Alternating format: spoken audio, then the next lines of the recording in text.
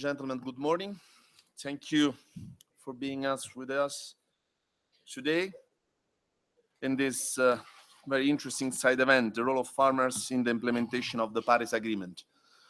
The Paris Agreement is definitely a very important achievement in the history of our planet, and it's horizontally touch our responsibility as a human being or as economic actors. It's very important because it's imposed as a very ambitious target, which is maintaining the rise of temperature below 2 degrees. But it's also very important because it's fixed on our responsibility, the future of our planet. And from our point of view, from the WFO point of view, also from the other partner point of view, this is very important because this planet was just inherited by us from future generation. And we have the big responsibility to give them back at least in the same conditions, if it's not better conditions. And as a farmer, we have a big responsibility because as a farmer, we are in the front line of climate change evolution. So droughts and floods affect us all over. And there is not this region or that region which are the most affected. We are all affected. I'm Italian, I come from Italy, and I can tell you, in the last 2 months, my country have been severely affected by climate storm, by rains and other problem of this kinds. So farmers are definitely a responsible actor for this because they are definitely exposed to climate evolution and to climate challenges. And most of the time, or a few times, I hear people saying that farmers are part of the problem because they are a polluting actor. I strongly contest this. Farmers are definitely part of the solution. We are those, because of our exposure to that problem, we are those who are supposed to provide also a lot of solution to that problems. And the most important thing is that we are definitely not willing to poison our lands because our lands goes to future generation of farmers, to what are now the young farmers that will be then mature farmers in 20, 30 years. So from our point of view, it's very much important to keep the lands in the right and appropriate conditions. We, WFO and the International Fertilizer Association, have organized this sad event because we feel responsible player in this planet. And along with us, many other responsible people and partners are contributing to that goal.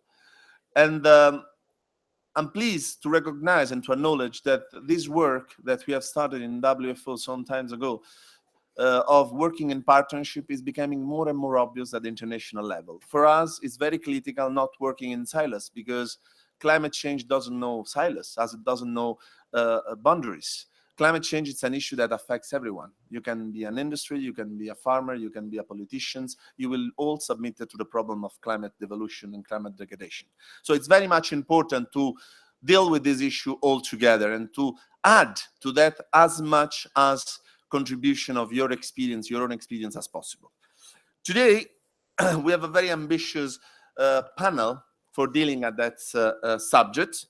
I will be accompanied by by WFO Acting President William Rawson, who will make a keynote speech, and then by Mr. Thor Gunnar Kofod, a farmer from the Danish Farmer Organization, which is also a member of WFO, by Bernard Valnoven, Director of Central Africa and Natural Resource Management of IITA, by Clyde Grumman, Director of Public Affairs Fertilizer Canada of the CFA and other WFO members, and by His Excellency Mark Sinclair, Climate Change Ambassador for New Zealand.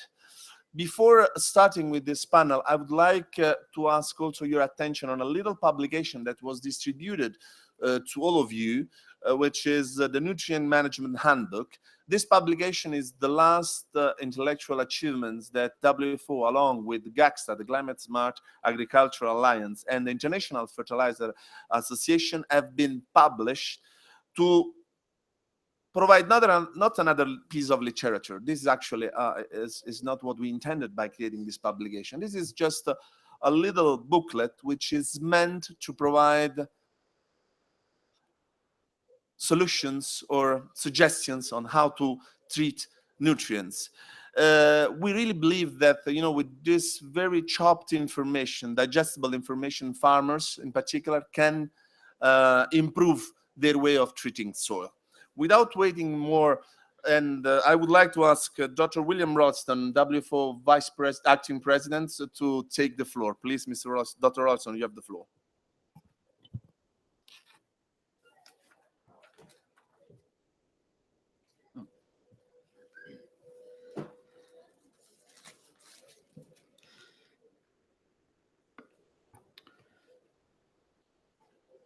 Thank you, Marco.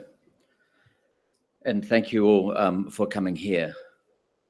We live in a world which is interconnected. We live in a world where we rely on each other to produce the food which sustains us all. We live in a world which is changing. And while agriculture sustains us all, millions of farmers from many parts of the world come home from their fields hungry every day. They are directly affected by climate change. They are affected by soil degradation. They are affected by reducing water supplies. And they are affected by extremes of weather. But we also have to play our part in our fight against climate change through mitigation and through adaptation. The Paris Agreement reflects the interconnectedness, the reliance, and our changing world. It came into force on the 4th of November this year, ahead of time, which is a great start for this agreement. We are in this battle together. We need to take action. We need to make investments, and we need to work together to build farming systems which are resilient and sustainable. Resilience and sustainability into the future.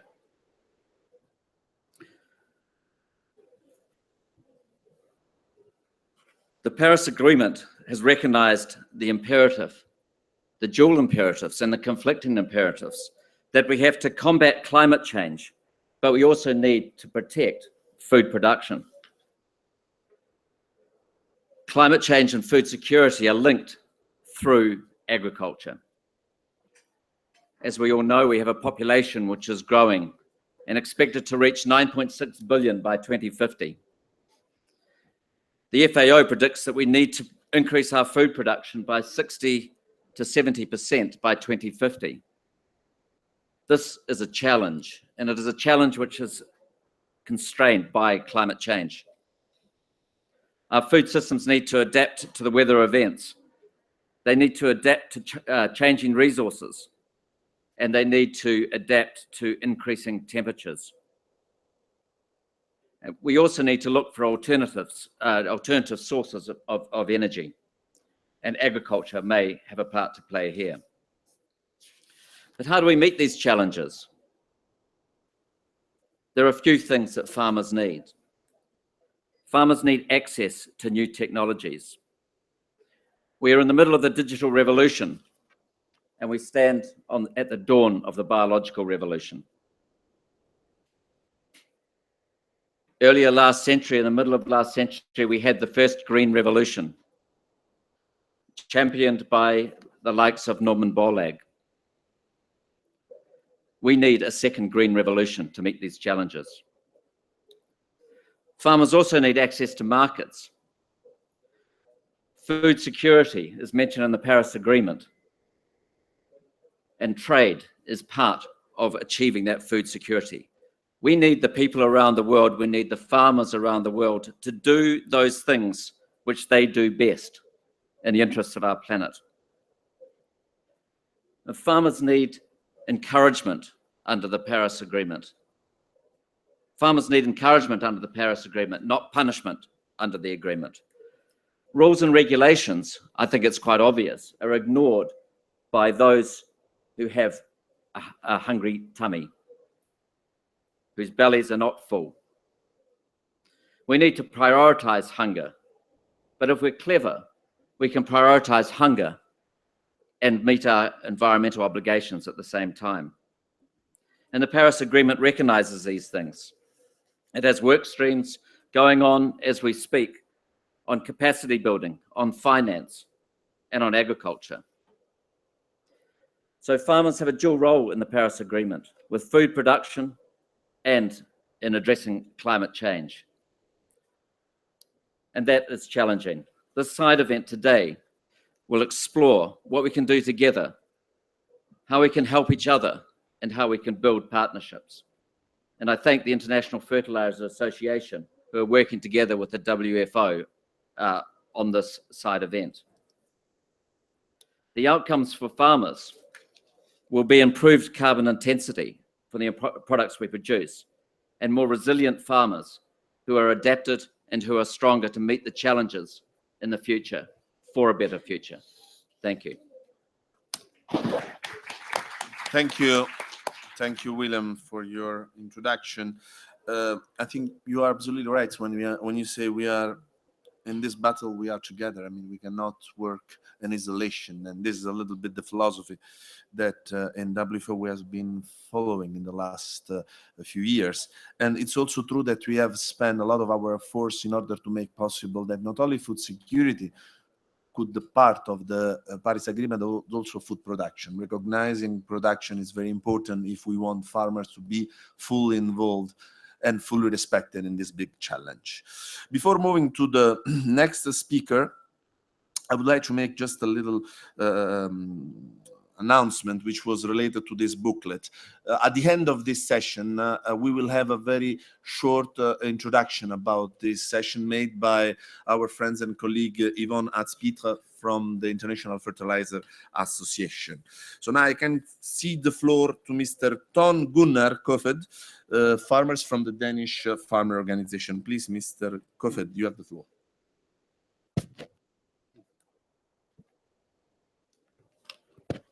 Thank you very much, and thank you that I have the opportunity to give my contribution to this here. Agriculture is a front line of the climate change. For us in the field, it is not a faraway concept. It is a part of our life. But agriculture is also unique. It is part of the solution, as we had heard before. We can mitigate and we can adapt. At the same time, the Paris Agreement acknowledges that we have to make a balance between the fight against climate change with the food security concerns and sustainable development goal to end hunger. Therefore, within the countries, mitigations and adaptation should be undertaken in a manner that does not threaten the food production at all. This is the biggest task for our generation, and this is why farmers worldwide need to be able to invest in our future, so that global agriculture becomes more resilient to water disruption whilst we feed the growing population. For this to work, global security needs, society needs to invest in agriculture, and especially in these agriculture who are not able to invest in themselves. So we have to call for a financial instrument for the COP to do so. New agricultural solutions to mitigation and adaptation should be strongly supported by the Green Climate Fund. I will give you an example from the small island in Denmark where I live. It is named Bornholm, in the middle of the Baltic Sea. There I have my farm and my production. I produce grass seeds, many different kinds of grass seeds. But I'm a small part of something a lot bigger, because the farmers and the seed growers in Denmark has gone together and make a cooperative. We make breeding programs for many years. We have developed new varieties of many different species of grass species to different climate zone of the world. So actually, we have today the knowledge we can help other farmers in the world in this kind. And we are not the only one in Denmark. We have the same in the United States, and we have the same in New Zealand, and so on. We have the knowledge with grass to help on part of the climate change.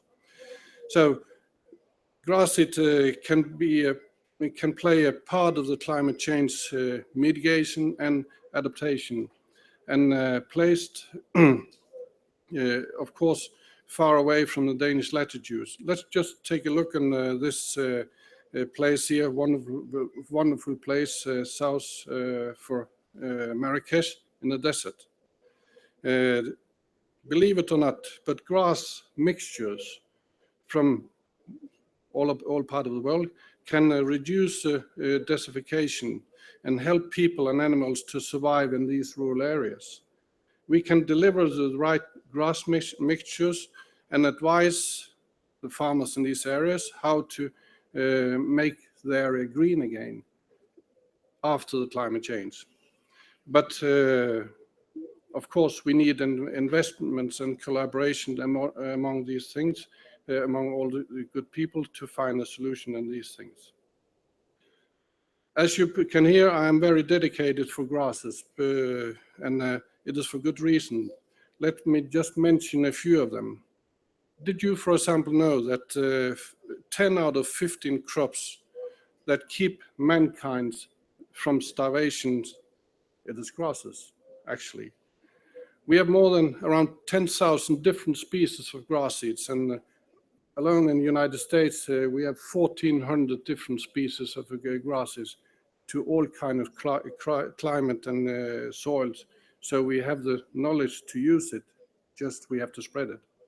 However, we can aware that natural grasses and other vegetations in these border areas for the deserts, we can face it today. They can't survive in these areas when the climate is changing. That's why we have to use the knowledge from other parts of the world to help these areas to come out of this situation. So it was just one example for how small crops like grasses actually can help and take a completely change in these areas if we want, and if we can go together and find the solutions. So farmers are ready to take the challenge and find the solutions together with you, the other parts, so that we can fulfill the Paris Agreement, both immediate and adapt. So we are ready to help the world. So what are we waiting for? Thank you. Thank you very much, Mr. Kofod. I think that you are right. Farmers are ready to take the challenge, and actually they have been always doing that. What is sometimes has been missed is our counterparts to follow up and to follow at least our activities. I would like now to ask Mr. Bernard van Leuven, the Research and Development Directors, Central African and Natural Resource Management from IITA, to take the floor. Yeah, please. Oh, is it? I think it's already here. Here, I'll try and get this. Good morning. Good morning. My name is Bernard van Loo. I'm working for the International Institute of Tropical Agriculture. We are staff and researchers in 23 countries in Africa.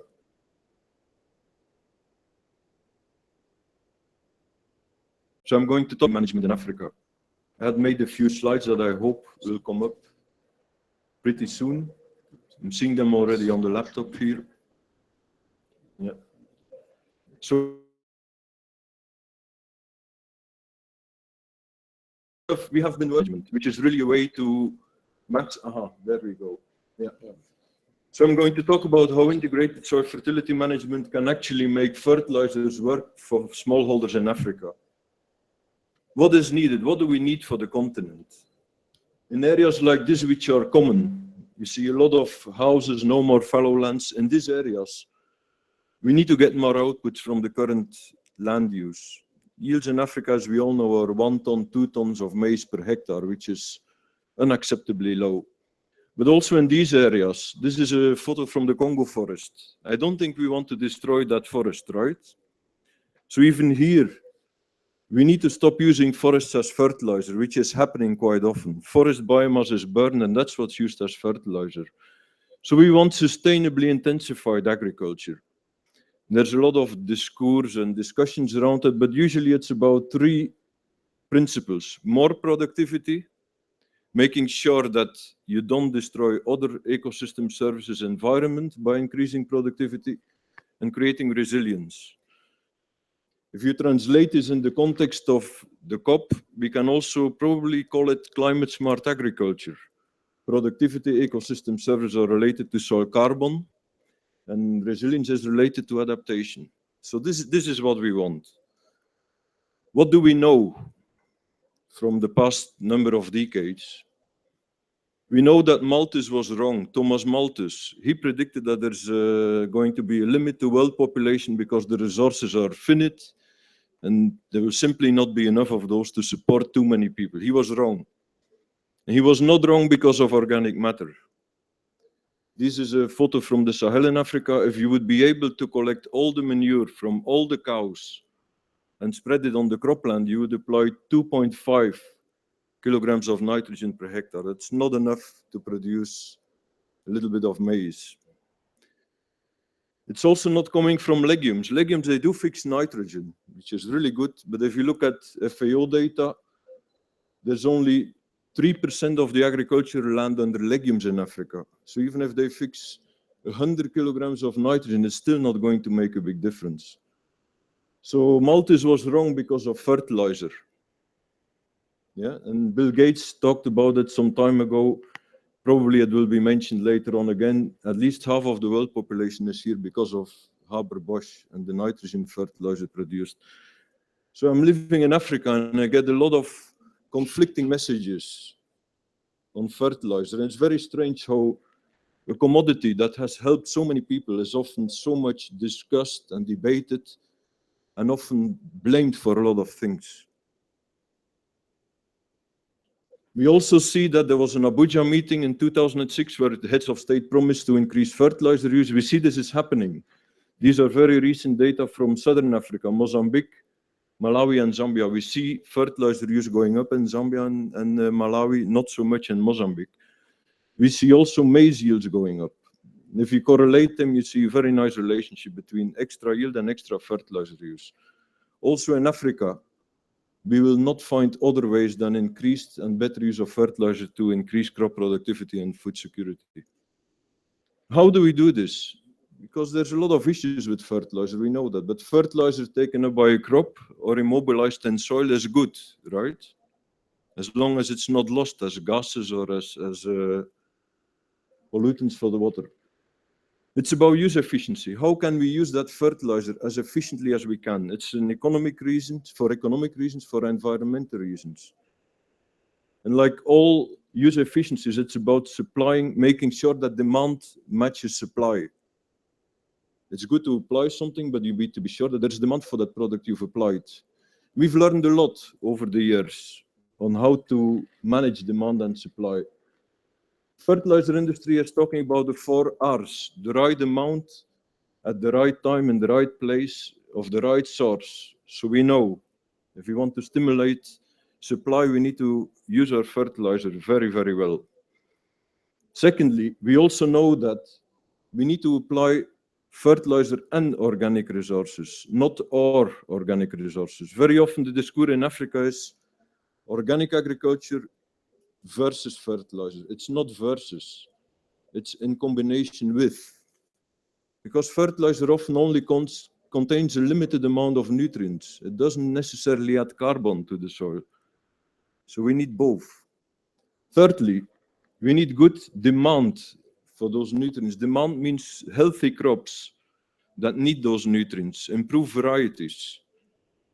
Fourthly, we need to manage our crops very well. If you have a very good variety that's not weeded in time or planted late, that crop is not going to take up all those nutrients that you've applied and managed well.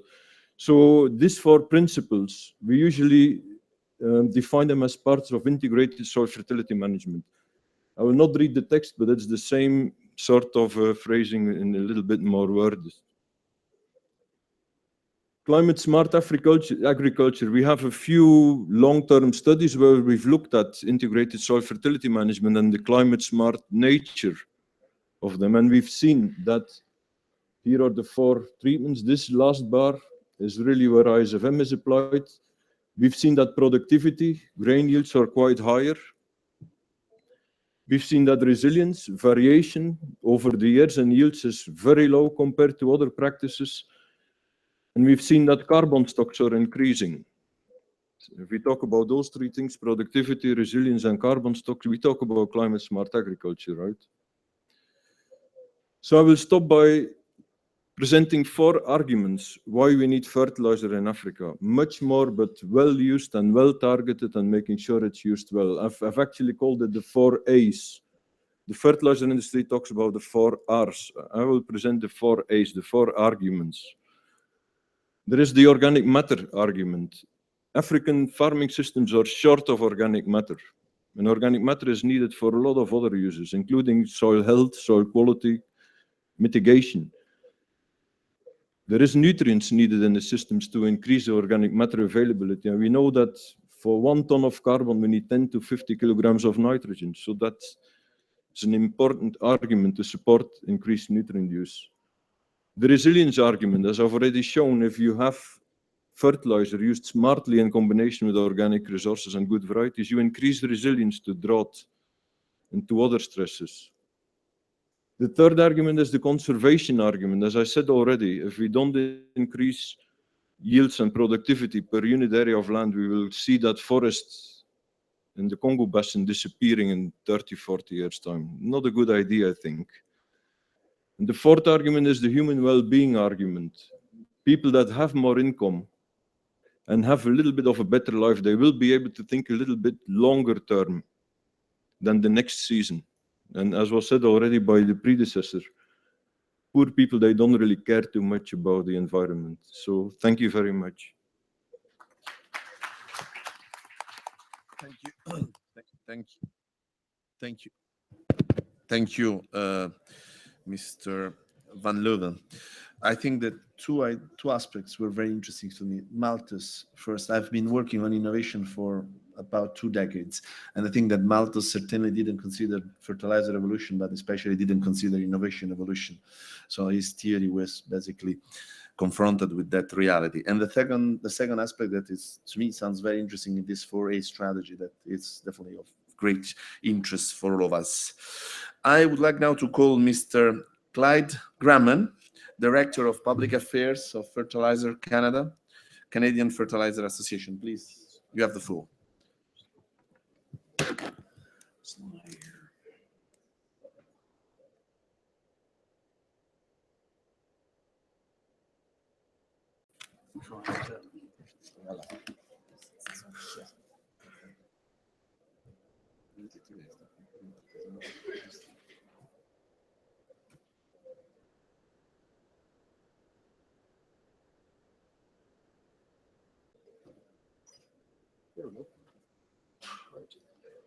Well, good morning or good afternoon, everyone. I guess it is just switched over.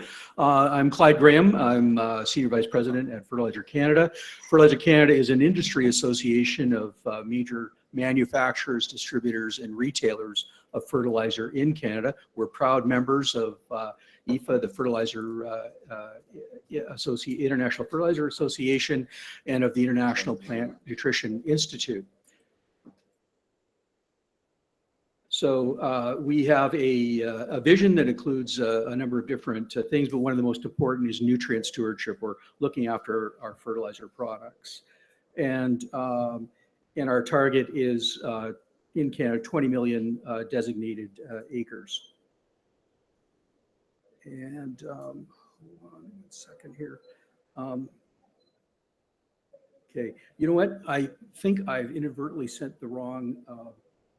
Can I just switch my computer and grab it up? I'm very sorry about this. Please, you are very welcome. If we can help you.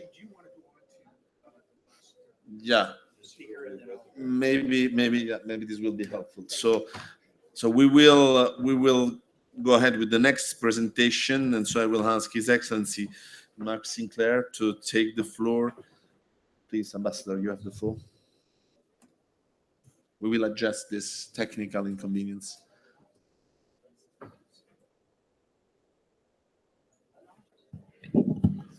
don't hear you.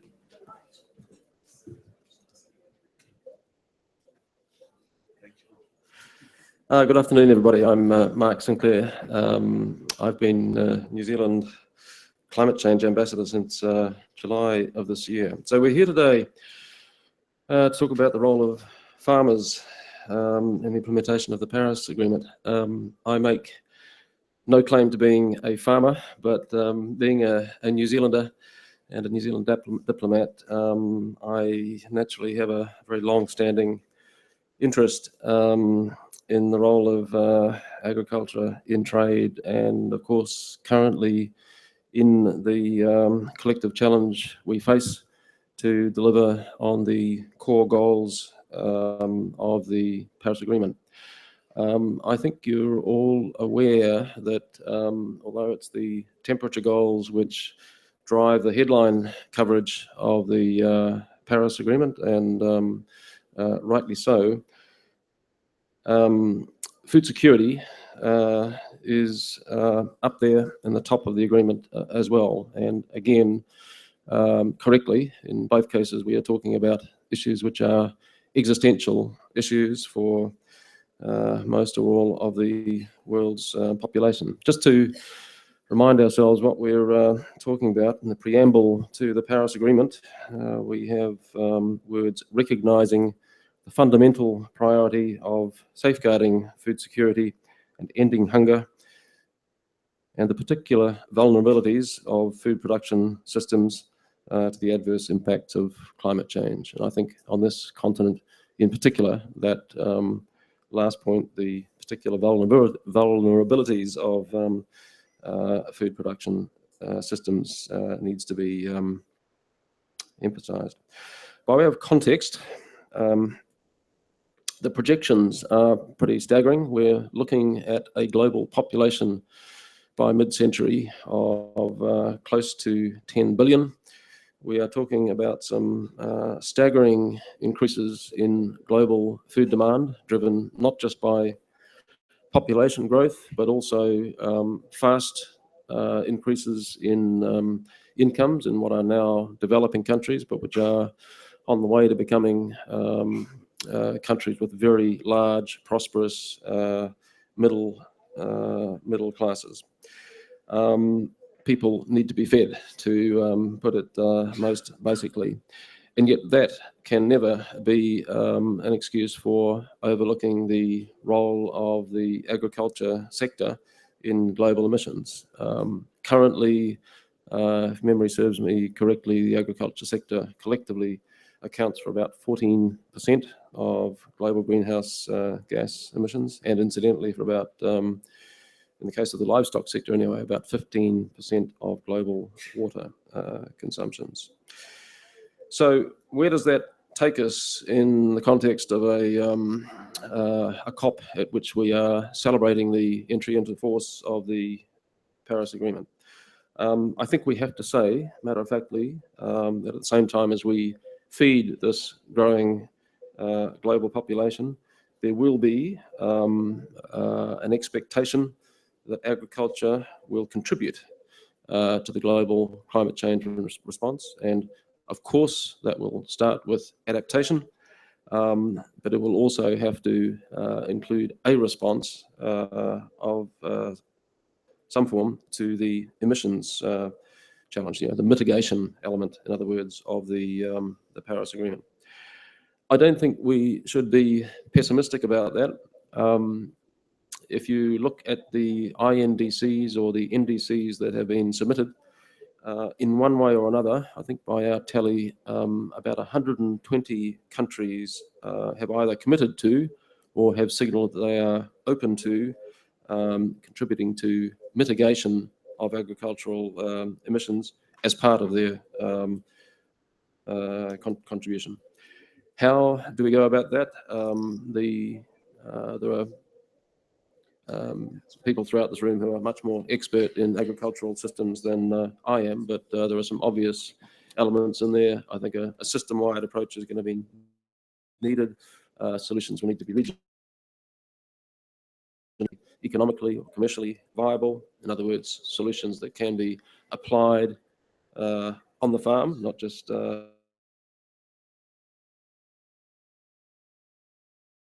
frame relationship between production, in other words, the food security element, and the mitigation challenge. We have found it very interesting to keep a focus on productivity and therefore emissions intensity. Had New Zealand's emissions from the farm sector since 1990 continued to grow in line with production, they would today be 40% higher than they were in 1990. They are higher, but only 15% higher, and that is a direct reflection of the improvements in productivity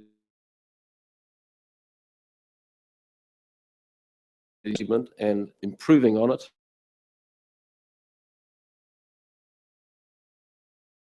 That'll be very important if we want to see the agricultural sector make its contribution. I'd like finally, building on the point I've just made, to underline the importance of the research effort and its application.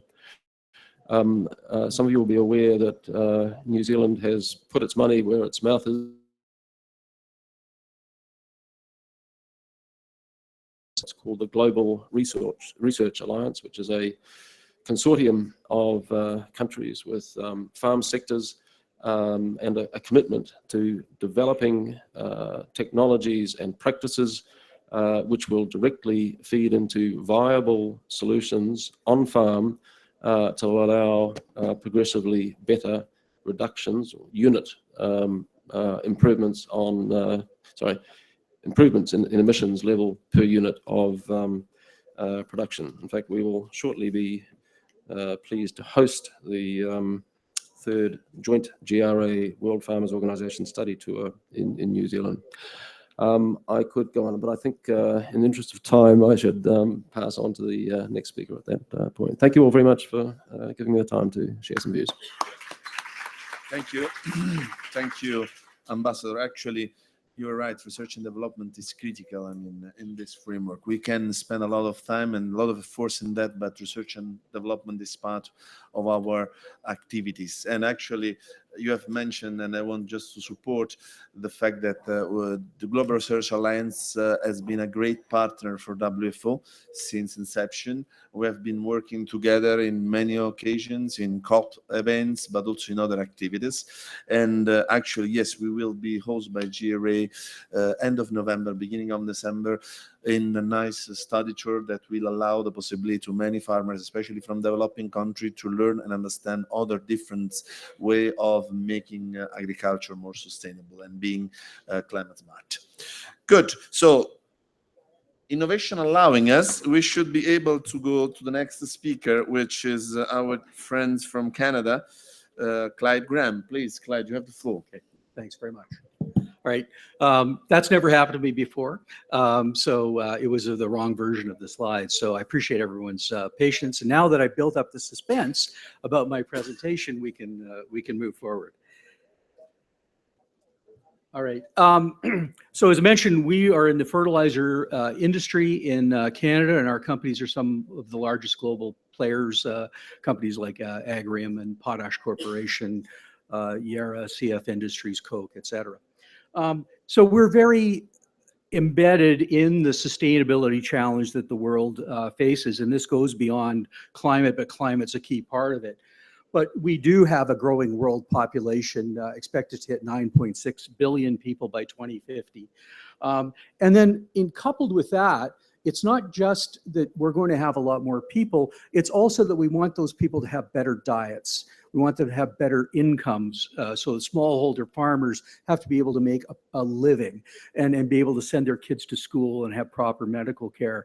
But in terms of the diet, that's going to mean better crops. It's going to mean growing more livestock so that people can have animal protein and they can have a healthier diet. And we're going to have to grow more of that food from the existing farmland. Right now, the arable land that we have on this planet is very limited. We put tremendous pressure on grasslands and forests in order to put more land into production, but we've got to stop that, or at least limit its growth if we're going to be sustainable. And also, so that really leads to the question of how do we sustainably feed 9 billion people by 2050. We're also very embraced in the concept of climate smart agriculture. Again, that is climate smart agriculture about increasing the intensification of agriculture, but at the same time, helping farmers to adapt and be more resilient to climate change. And nitrogen fertilizer, which is the key to fertilization because it's what builds, makes plants green and builds the protein in the plants, is going to be critical. And as Bernard said, we're going to have to use more fertilizer, particularly places like Africa, to grow the food we need and to give people the human development that they deserve. But the problem with fertilizer, with nitrogen fertilizer, is when you apply it, that nitrogen can convert to nitrous oxide as a gas. And that gas is 300 times more potent than carbon dioxide as a greenhouse gas. Now, the amounts of N2O being produced are very small, but those small amounts of nitrous oxide are very critical to the issue of climate change. And as you can see in the bottom left-hand corner, that using the right fertilization techniques, we believe can reduce the loss of that N2O by up to 25%, and the new science is showing that it could be as much as 50%. This could be very critical to the effort to reach the Paris Agreement's objectives. So the tool that we believe is critical to this is 4R nutrient stewardship, and Bernard laid out some of these principles. And some of the key factors of it, it's every farm and field is different around the world. And so you have to make decisions based on what the farm you're working with. And that's what the 4Rs is designed to do. So we can't have a one size fits all program for the world or for countries or even provinces or regions. We have to get down to the farm level and make decisions there. And 4Rs is really a framework for making good decisions about how to use fertilizer. It's also balancing economic, environmental, and social desires. In most of the world, farmers have typically made decisions based on trying to get the biggest yield that's possible. But increasingly, we think it's important that they also look at the environmental issues, where they're growing their crops, and also the societal needs. And there has to be a balance in that.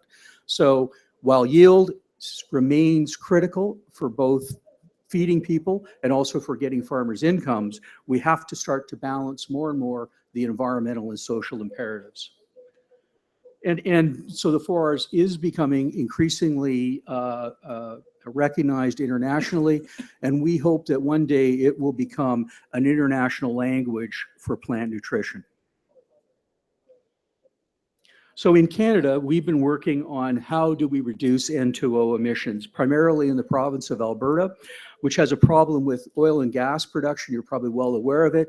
And they're looking for any way they can to offset the oil and gas carbon dioxide emissions. And so one way to do that is to help Alberta farmers reduce their emissions of N2O when they use nitrogen fertilizer.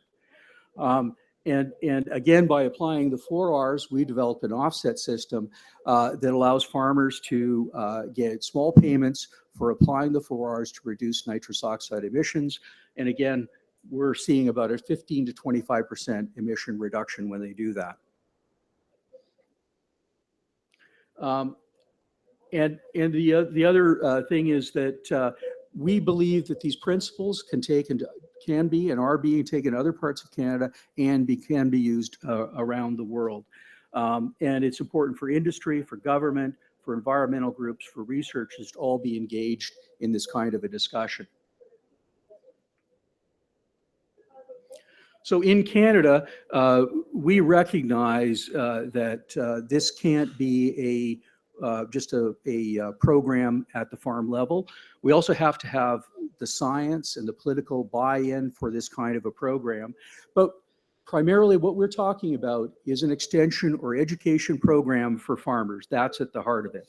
So where you see the beakers are where we have research programs at agricultural universities across Canada, where scientists are actually measuring the N2O emissions using lasers to actually determine how much N2O is actually coming off a crop using different 4R practices. Where we have sheets of wheat are where we actually have farmers that are where we're providing some small incentives for them to actually try the 4R program for nitrous oxide emission reduction protocol and other fertilizer best management practices, so that we get on-farm experience, because nothing will work better in getting one farmer to change his practices than in knowing what another farmer is doing and how it's succeeding. And then provincial governments, where we have the flags, that's where we have agreements with provincial agriculture departments to work on this with us in cooperation. So globally, we work very closely with the International Plant Nutrition Institute and with International Fertilizer Association. And IFA is, or IPNI, the International Plant Nutrition Institute, which has, I think, close to 40 PhD soil scientists around the world, is promoting 4Rs. And this is an example of a manual they've done for Africa on how the 4Rs can be applied in Africa. But they're also working in Malaysia and Russia and Southeast Asia and China, around the world, to see how the 4Rs can be applied. So in Canada, we are developing an international program to take these principles internationally. And it's our key partner in this is the Canadian Cooperative Association. In Canada, farm sizes are very large, particularly in Western Canada. They can be 5,000, 20,000 acres. They're enormous tracts of land. So we understand too that for smallholders where holdings can be in the area of 1 or 2 acres, it's very hard to get the scale that's needed to do this kind of extension program. But by working with the Cooperative Association, we're hoping to align ourselves with farmer cooperatives in areas of the world where this kind of program is badly needed, in order to get the scale for project that we can make this kind of a program work. So the farmers can get the fertilizer, they can get the technical expertise they need, and there's also going to be support for marketing their crops so they can have the money to buy the fertilizer and also to raise their standard of living. So we think that 4R nutrient stewardship has demonstrated the potential to boost farmers' yields while improving environmental sustainability at the same time. I think all the farmers in the room would know that you can't do something that's going to destroy the economics of a farm and expect it to succeed. What we need are win-win programs where the farmer wins and the environment wins, climate change wins as well. And so we think that this kind of partnership is the way to go. It's not the only way to go, but I think it's one that will work with smallholders. So I wanted to let you know that all our material related to this is on our industry website, which is fertilizercanada.ca. You can download the resources and specific to greenhouse gas, our program in Alberta is called the Nitrous Oxide Emission Reduction Protocol. Shorthand for that is NERP. And so if you go to we have a microsite built for this event. It's called discovernerp.ca, and it'll talk specifically about the progress that we made in developing a 4R program to reduce nitrous oxide emissions.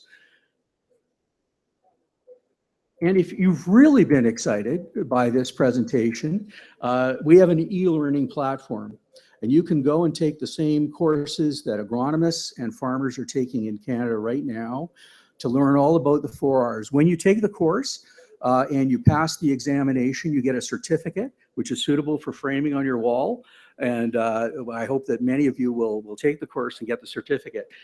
There's, I would tend to recommend, though, we have a 4R Essentials course, which takes about an hour and a half. and that would probably be the one I think most people would take. We have one that actually takes 2 days. And if you're really ambitious and you know something about algorithms and agronomy, then that's the one to take. So these are all available and free of charge to use. So I want to thank everybody for your attention, and I hope to answer any questions that you have. Thank you. I think that many people are excited. There is nothing better than fertilizer to get excited, actually. So there will be a lot of questions, I'm sure. But before we move to the question time, I would like to abuse a little center of my position of moderator and anticipate the presentation of the handbook to now, so that you can also include that in the pack of questions. And I would like to call on the podium Yvonne Hars-Pitre, which is the person that, along with us, she represents IFA, which is the partner that, along with WFO and the Global Alliance for Climate Smart Agriculture, have give the birth to this recent intellectual output. Before ceding the floor to Yvonne, I would like also to add a couple of words on this publication. In WFO, we are very concerned about making people aware of as many practical information as possible. And to be practical, information have to be readable. You know, long text most of the time are just left behind in nice shoulders, but are not useful for people that are practitioners. And this kind of publication actually is the kind of answer that our people may need. You know, it's how to do it in 1, 2, 3, and 4 steps. And this is the reason why we have added this publication to a series of publications that in WFO we call H2O series. H2O, as many of you know, is the chemical formula for water, which, as you know, we cannot make without. I mean, we can make without food, but not certainly without water, which means that this kind of information is very necessary for making our business successful. But at the same time, if it's used as an acronym, H2O may means how to obtain, how to organize, how to orient, which is actually our main philosophy behind this kind of booklets that we own in WFO. It's how to orient farmers to do the right choice, how to let them organize, and how to obtain positive results. With that, I will cede the floor to our co-author, Yvonne Hars-Pitre, and we also acknowledge and thank the support of the Global Alliance on Climate Smart Agriculture that could not make it for today. Please, Yvonne, you have the floor. Yes, I'm going to be actually pretty short because you have already heard a lot of very good messages on fertilizers. What I would like to emphasize also is that in preparation of COP22, several African countries have submitted their INDCs or NDCs, as they are called now. And you might be aware that many of them have actually signaled their intention to reduce the use of mineral fertilizers in favor of organic solutions. Now, the call for organic solutions is certainly very valid, and actually also from an international fertilizer standpoint, we completely support that. Organic resources on the farm help to build up soil organic matter. However, we shouldn't lose sight, and Bernard has already emphasized that a little bit, we shouldn't lose sight that Africa has still a huge food security problem, and also the problem is that the soils are so depleted that using only organic at this point is certainly not the way to go. So what we would actually really like to promote, and this is also what the book is for, the integrated use of both. You're going first for your own sources of nutrients that are available on the farm, like manure, for example, and then combining them with mineral manufactured fertilizers. Sub-Saharan Africa, we also heard that has to produce, for example, in terms of cereals, 3 times more than what they produce today by 2050. And doing this doesn't mean necessarily now to increase randomly fertilizers. We don't think that Africa needs necessarily to pass by these negative consequences that unfortunately several industrial industrialized countries have experienced, meaning that soils are, nitrous oxides are extremely, become an extreme problem, and that there is a huge overuse of certain mineral fertilizers. This is not the way to go. What we want to do precisely, and this is why we partner with the World Farmer Organization, and this is why we publish tools like, for example, this book, we want to avoid that. What we believe is what is possible maybe for Africa is really to tunneling through that and increasing their yields by sustainably and in a very adapted, tailored way, use their nutrients. The book is basically explaining in very, very simple layman terms how to combine this efficient application with good agronomic practices. You will also find several solutions on how fertilizers can help in terms of adaptation and mitigation, not only by contributing to plant growth and increasing soil carbon sequestration, but also by stalling deforestation and by reducing losses of water.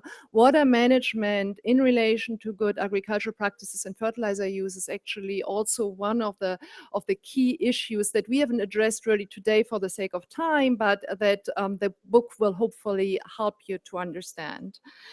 This book is really the user-friendly quintessence of a wealth of scientific knowledge, and we hope that through this partnership with WFO, farmers will be able, and extension trainers in particular also, will be able to get this knowledge, to understand this knowledge.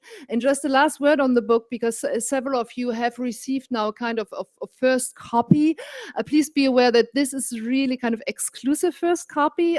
We are currently reviewing a little bit the size of the print, because many of you might think, oh, well, this is really, really very small for me. This is going to be addressed. And for those of you who would like already to have electronic versions, they are available on the website, and you should have all seen a flyer on your seat. And hopefully, hopefully you learn something, and hopefully you enjoy it. Thank you. Thank you very much, Yvonne. I will go even further to that. Feel free to ask translation or adaptation of this booklet in your local language. Feel free to ask to partner with us in order to make training on that. We will be very keen to support your wish of information and to make possible that wherever you are, you can be supported by us. So now we have about 30 minutes of question time. I see already at least 3 questions, 4. Okay, for the first round of question, I will go first with this lady, then the second, and then the lady there, and the gentleman, please. Thank you very much. My name is Emily. I'm from New Zealand, and I come from a health background. I'm a member of the Health and Climate Council.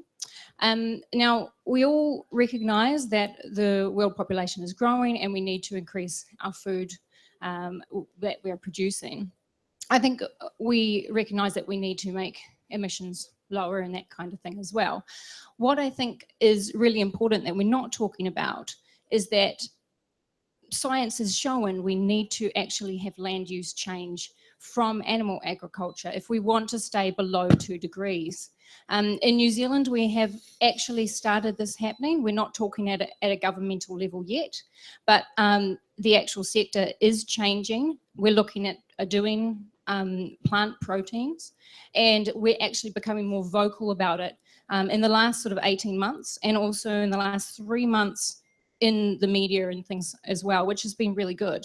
I think that in a panel such as this, it's really important that we start to take on responsibility that if we want to address these problems, we need to be actually talking about land use change here at this level. Thank you. Thank you. Before answering, I will ask to go for the 4 questions and then get the answer, and then for a second round. Please, the lady here in front. Yeah, the micro, please. Yeah.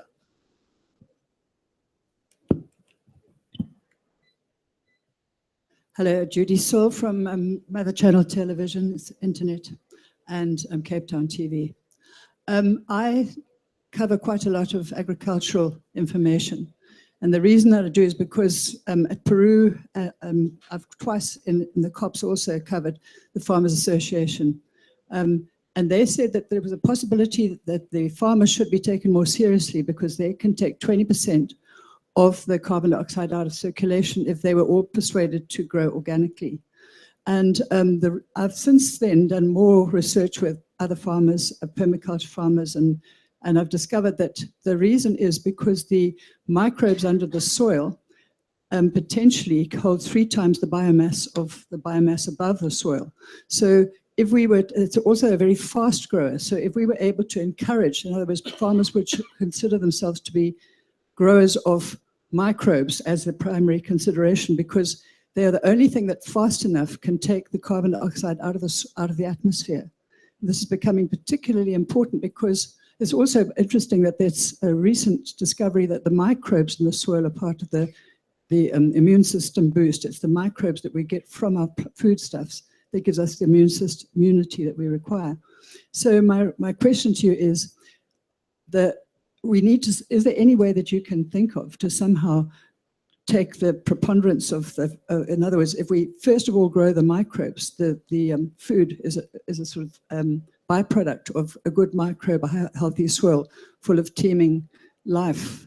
And as well as that, it improves the climate conditions. And that's very important because the phytoplankton in the sea are diminishing so fast, the brothers of the microbes in the land, that by 2030 it's said that there'll be no oxygen in the sea. Thank you. So next question, please. Thank you very much. My names are Chioge Sifa.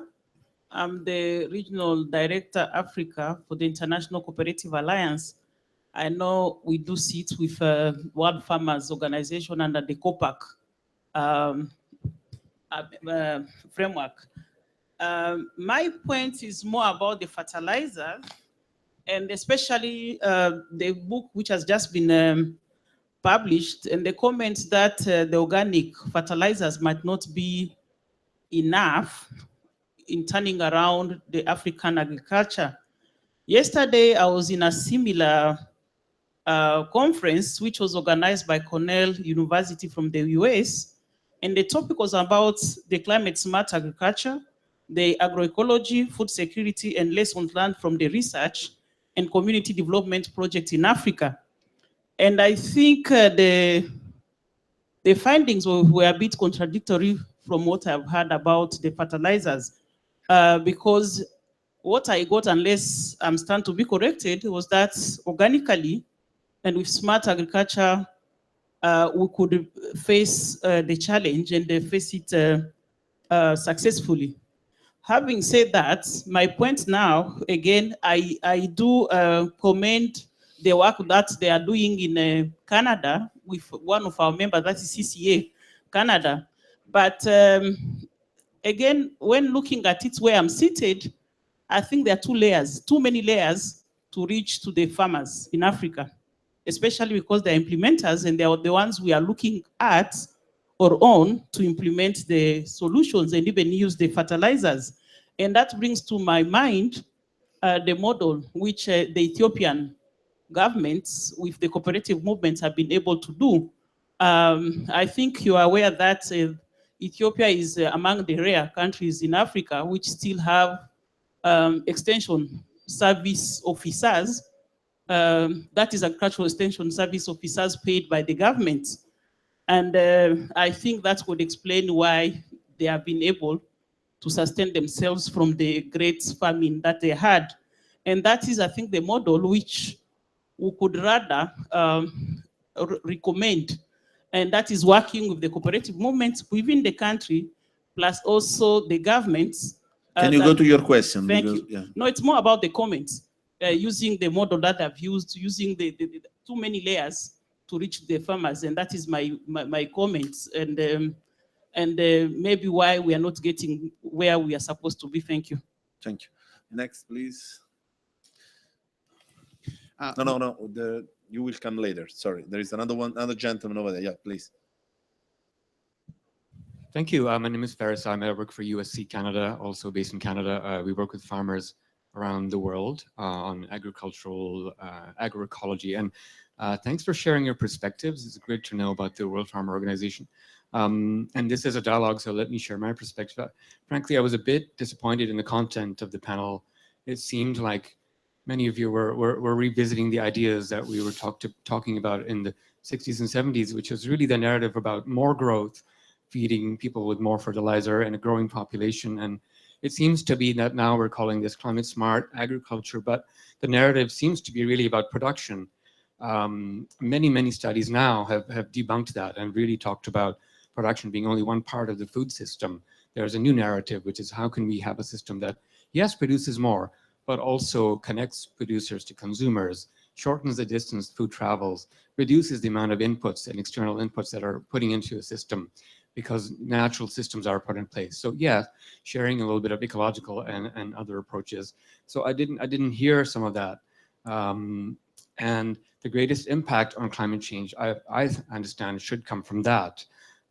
And we're talking here about educating farmers and sharing with them our knowledge, but I've also worked with a lot of farmers who have very sophisticated knowledge systems and are thinking in those terms using agroecology. So I'd like to have your perspectives on that, please. Thank you. I will accept this last question. We go for an answer, please, and then we'll come back. My question to the gentleman on the right here whose placard is missing.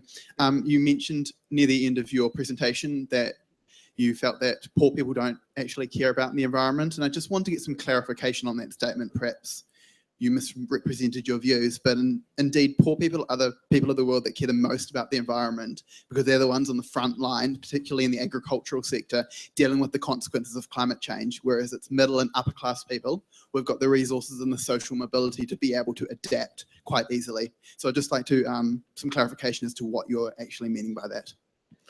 Good. I think we can start the first round of questions. Regarding the question on organics, either organics or chemical are the best solution, I think that our people here have not said either one or the other. They just have said that they should be complementary. So there is not one magic stick which provides solution. It's just that by the using of the two, we can provide better quality of soils and better production. Please, regarding the first question on change land use, you want to intervene, I believe. Thank you very much. Of course, fertilizer is a very important matter in the farm production, but the land use, we have to learn that we just don't need to use as we did before. We have to learn to use the right varieties, the right species, the right crop on the land and compare it to the climate. Because if you just continue to increase the production of corn and cereals, it is not the best crop for the climate change. We have to use other crops and compare to what is needed, especially when we talk about livestock production, because other crops than maize or soybean, for example, produce a lot more energy and at the same time protein in compared to these protein and corn crops. So we have to look at which crops are yielding best in compared to what we want to have on these hectares a farmer had. And it is not the same in Africa or in Canada at all. We have to learn of these knowledge we have in the different part of the world. Especially, for example, in Denmark, we have the strongest environmental regulations in the last 30 years. We have actually managed to have the same increasing yield in the last 25 years. At the same time, we have reduced the use of nitrogen with 50%. So it's only to mention, there are other ways to do it on an environmental focus, and especially when we talk about greenhouse gases emissions. We still need the fertilizer, but we still need to do it a lot more clever, to choose the right varieties in each production what the farmers need. Have to apply with nutrition to the crop. It is the most important thing for a farmer, because the rest, if it is only a question to use fertilizer, it is money out of the pocket for the farmer. At the same time, the society doesn't want it. So we need to find a balance from the farmer's perspective. It is the most important things. And it is a farmer, it is all the farmers are unique in all over the world. So we have to listen to the farmers in Africa or wherever it is in the world. So let us find a solution, common solution in this, and to try to make some project where we help these farmers who actually need it. Thank you. Sure. First of all, and this is out of some, in terms of animal husbandry and moving away from turning more land into crops production. You know, I think that a lot of livestock production, particularly in North America, but other parts of the world, is actually on marginal lands that are not good for crop production. Grasses can grow in areas where you can't grow crops very well. And obviously, often these lands where, let's say, cattle graze are also habitat for significant species. So I think plowing down any more grassland than we have already is probably a bad idea in terms of all the various species in, you know, rodents and foxes and wolves and you know, a whole range of animals that coexist with, let's say, cattle very well. So I'm not so sure that that's the solution. I think in terms of all the questions about organics, look, farmers make decisions every day about what they use, whether they use fertilizer or whether they use manure. In North America, manure is essentially free. But only about 10% of all the farmland in Canada has manure applied, and in those cases, it's not 100% of the nutrient requirement. They're still applying it in mixture with fertilizer. Why is that? If it's free, whereas fertilizer costs, you know, $300–400 a ton. The reason is that manure just doesn't have a lot of nutrients in it. The nitrogen, the phosphorus, the phosphates that plants actually need. It's very low. The other problem is it's usually not in the place where you need it, and you have to truck it huge distances in order to get it there. The other aspect of this is that there aren't enough animals in the world to produce all the manure that we need to replace fertilizer. So half of the world's food supply comes from fertilizer. The other question you have to look at is, what do animals eat? Animals eat feed grains primarily, particularly in North America, but in China and places like that where animals are grown in confinement. And you have to grow crops in order to produce that. So fertilizer just doesn't grow crops for people, it grows crops for animals. The more animals you have in order to produce more manure, the more fertilizer you're going to need. So organic is, we need to use the organic materials that we have, and we have to get better at using both human excrement and also manure. We have to get better at it. But if we're going to have 9.6 billion people on the planet, there is not enough organic matter available to feed all of them. That is the simple reality. Can I comment on the? Yes. Yeah. Is this on? Hello. Yeah. Oh, I was going to reply to the lady from Africa, but I see she left. Yeah. I mean, it's also a little bit related to the question of agroecology. Of course, we would love to see a world where everything is agroecologically managed. Of course, why not? You can't be against that. But the question is, where are we today? And what are the steps needed to reach there? I'm talking about Africa. African agriculture is based on nutrient mining, depleting stocks, resulting in very low yields. If you have low yields, you have low amounts of food, but also low amounts of organic matter that need to be fed to cows or recycled or whatever. So one of the major bottlenecks is lack of organic matter. I have been looking myself for 10 years for alternatives, using agroecological principles used on herbaceous, legumes, and agroforestry. I have a lot of scientific papers in relation to that. No impact at all, because there is a lot of distance to be covered between where we are today and where we need to reach. The problem is lack of organic resources. Now, in terms of soil carbon stocks, yeah, we know that there's a lot more soil carbon than there is above ground carbon. But the problem is, and that question is never addressed, it's if you apply carbon, it's also going to disappear after some time. Those microbes, they also decompose that carbon. So very often we say we'll increase soil carbon stocks, but we never say how long we want to keep that carbon in the soil. If you apply 100 kilograms today as maize stubble, in 1 year time, 50 kilograms is back into the air as CO2. So there's a lot of questions on the stability of the carbon that you add to the soil. The French have launched what they call 4 per mille initiative, and they are actually trying to look for answers to that question of time, residence time of carbon in soil, which is really critical. In terms of poor people and poverty, and sorry, taking care of the environment, I'm seeing my friend is not listening. Yeah. Poverty is not having money or not having food to eat. One of the big traits of poverty is not being able to manage risk, being really, really risk averse. So a lot of the improved technologies, they take time to get something for you. 1 year, 1 season, 2 seasons.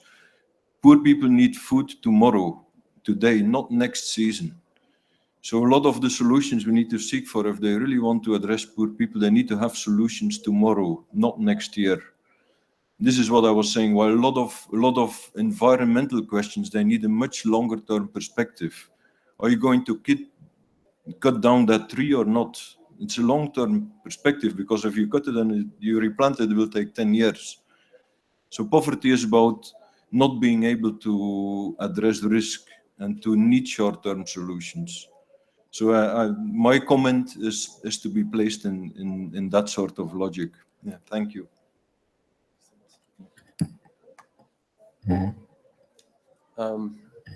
Rather than address individual questions, I wonder if I could just quickly respond to some of the general themes that have come out of this this exchange. We've heard feedback, I think, on production systems and emphasis on production volumes. I should say I think that's a healthy debate to have.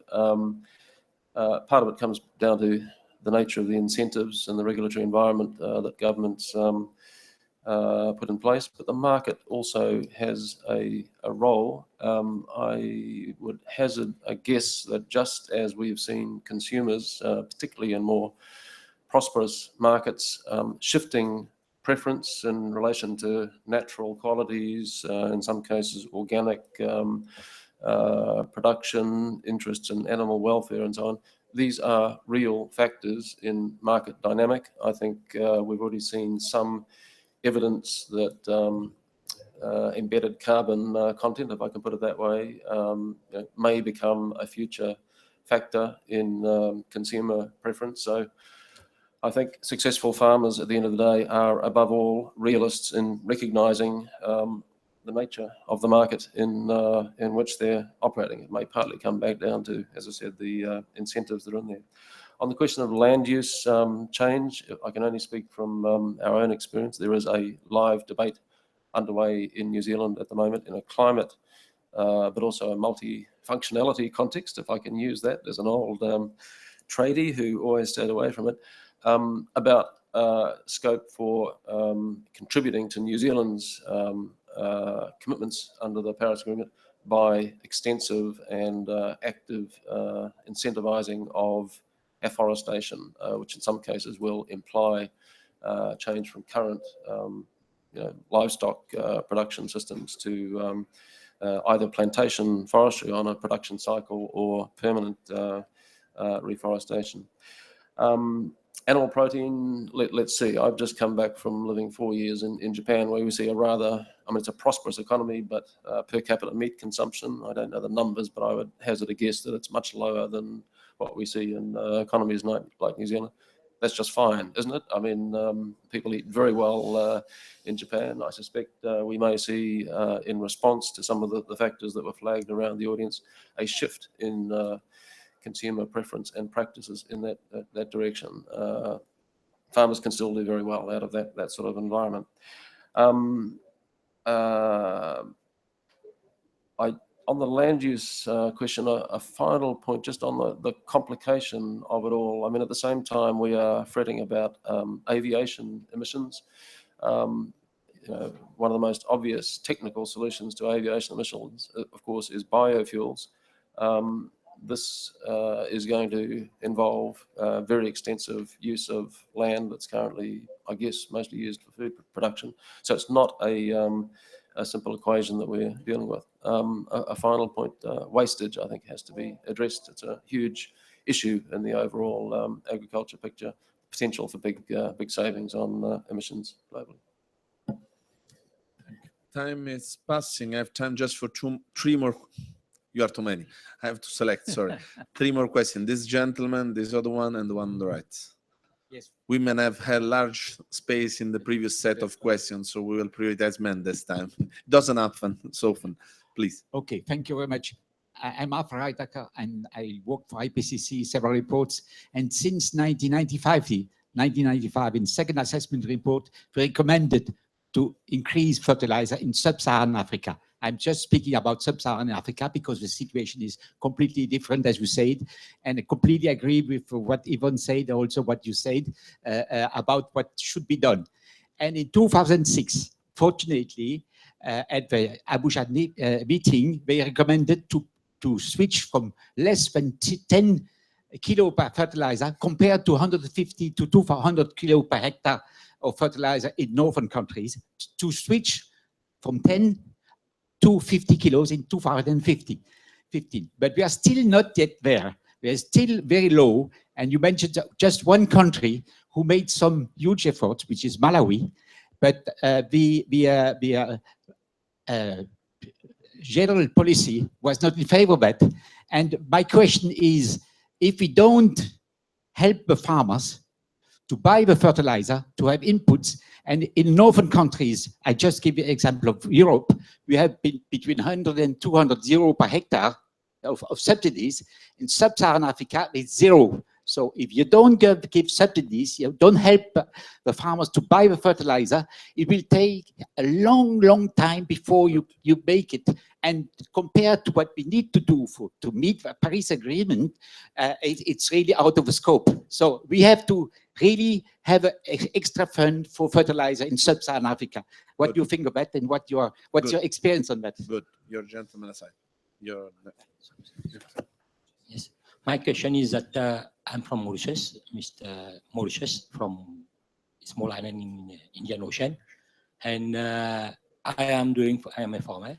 I am producing my own fertilizer, which is organic, and I stopped using NP, cut everything, because I noticed that how in the forest, all the plants is growing up there, and how we cannot do it.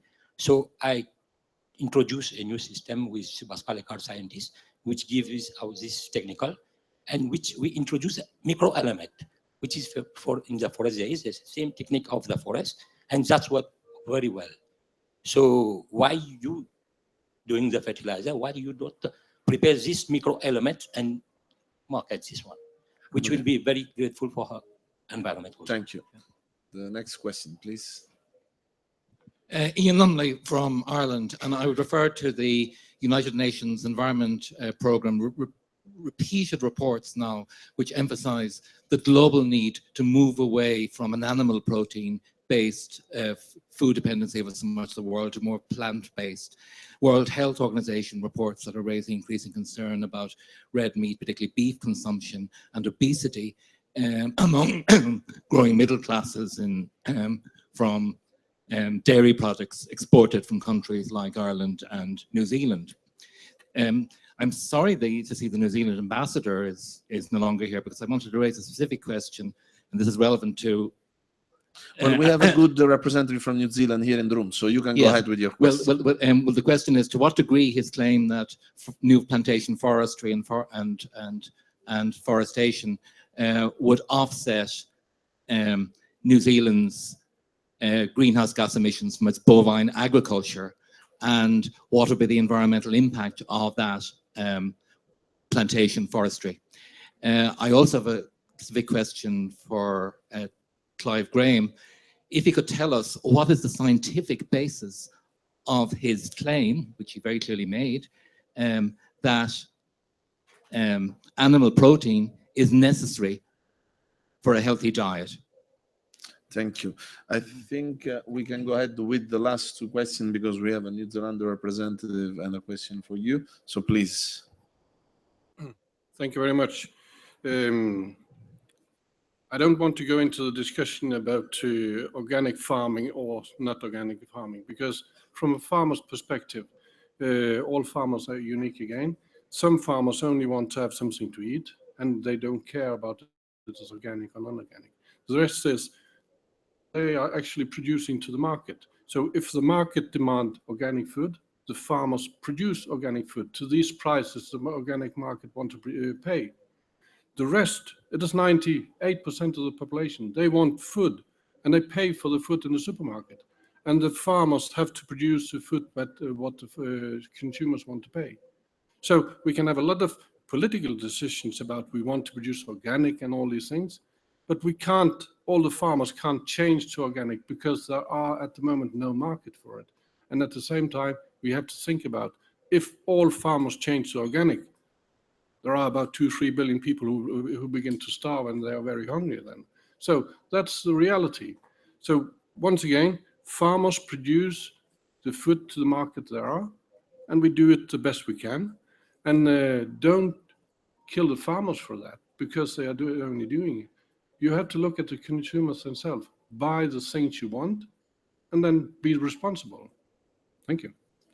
If I can complement this, I'm Italian, I come from Italy. In Italy, almost 100% of the production is organic, but only 10% it's sold as organic.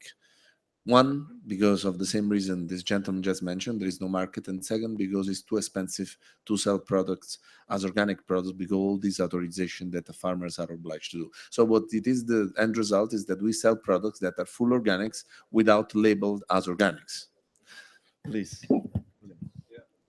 About the Abuja, it is not just Malawi that's making progress. There's a lot of other examples. Nigeria, Ethiopia, Rwanda. I've talked about Malawi, Zambia. Ghana is moving. So everywhere this is happening is where governments have started actively engaging in agricultural development. Africa has changed a lot. One of the changes is that the governments are actually interested. Even Nigeria, who used to get free money from the oil, they are interested in investing in agriculture. You see that everywhere. Now, a lot of those countries, they do have temporary subsidy schemes with a lot of hassles and a lot of problems. Why not? It's new. We have to struggle. You have to set up agro-supply systems, the quality of the input. So there's a lot of issues. But you see where these countries are investing, you see change. And that's the change we want to see, I think. Of course, we need to apply the 4R principles and use that very expensive commodity as wise as we can. I know Mauritius because I've done some work there some time ago. The good thing about Mauritius is you've passed that initial stage where yields are 1 ton per hectare. Your maize yields are 6 tons, or your sugarcane yields is 35 or 40 tons. So you're past that level where people produce almost nothing on their land. Once you've passed that stage, you have a lot of organic resources available to recycle and so on. So I think well done for your work. But unfortunately, to scale that sort of approach up to a lot of other countries is not going to be easy because of the reasons I've already mentioned. Yeah. Thank you. So I'm going to speak as a New Zealander, not as the president of the world, or acting president of the World Farmers Organization. Yeah, thanks for your question. I think that we have heard already about the market, you know, if you want people to eat less meat, you have to persuade them to eat less meat. Trying to change Ireland or New Zealand away from meat production is not actually necessarily going to change that equation because they're not particularly big producers. And I think, you know, if you go back to what I said earlier, we've got to move production to where it's actually most effectively done. And so if I put my New Zealand hat on, meat production is actually pretty effective in New Zealand. And part of the reason for that is we have a lot of hill country where you can't grow crops. So you just, if you want to convert that land into food, then you have to have something to be able to harvest it, and animals are the most effective way of harvesting it. Coming to your question about forestry, we have about 10% of our land in New Zealand is in plantation forestry. That's not native forest, that's rotational plantation forest, which we harvest every 30 years or so. But we think that one of the things that should happen here in these talks is actually the broadening of the definition of carbon forests, because at the moment it's very narrow, and farmers plant trees for a whole variety of reasons. They plant trees for erosion control, they plant trees for shelter, they plant trees for riparian management, they plant trees for shelter, and they plant trees for amenity. And we think that if you can broaden the definition of a carbon forest, then actually you do incentivize farmers, rather than just planting big plantations, to actually plant on their farms, increase biodiversity, and actually have a positive outcome. Yeah. And I want to make one last point, and that is there's been a lot of discussion about organics and conventional agriculture and other agricultural systems. At the end of the day, we have to be guided by the science. These are all ideas. I'm not saying they're good ideas or they're bad ideas. People become wedded to some of these systems, but what we need to do is be guided by the science. And if science says that an organic system is actually more productive and better for the environment, then yes, we should go for it. But if it says that it isn't, then we shouldn't fool ourselves. And we live in a world now in which science is bandied about and used selectively. And I think it's behoven on all of us to not be sucked in by the post-normal science that is just taking that science which suits your argument, but to look at all the information that's available to us. And if we do that, then I think we'll have a much better world in the future. I promised that there was a New Zealander that could answer your question. Yeah. So last Just comments quickly, before we close. Nothing wrong with a properly balanced vegetarian diet. It's a lot of work to get there, but both the Canadian Department of Health Food Guide, USDA Food Guide, United States Department of Agriculture, many other sources see meat as an important part of a balanced diet. So you can certainly have a very balanced vegetarian diet, but you have to have access to the vegetable sources of complex protein. It takes a lot of management to ensure that.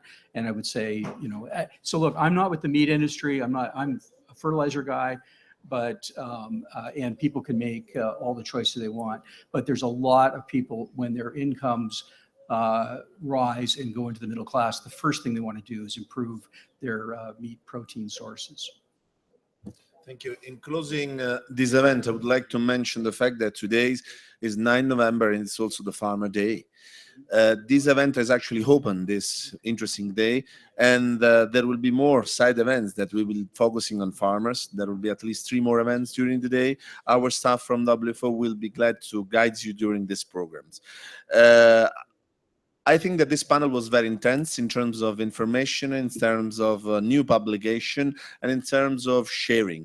This is a little bit what we do in WFO. We don't work in silos, as we have been repeating from the very beginnings. We work through partners and in collaboration. And this panel has just given a fair example of what we do.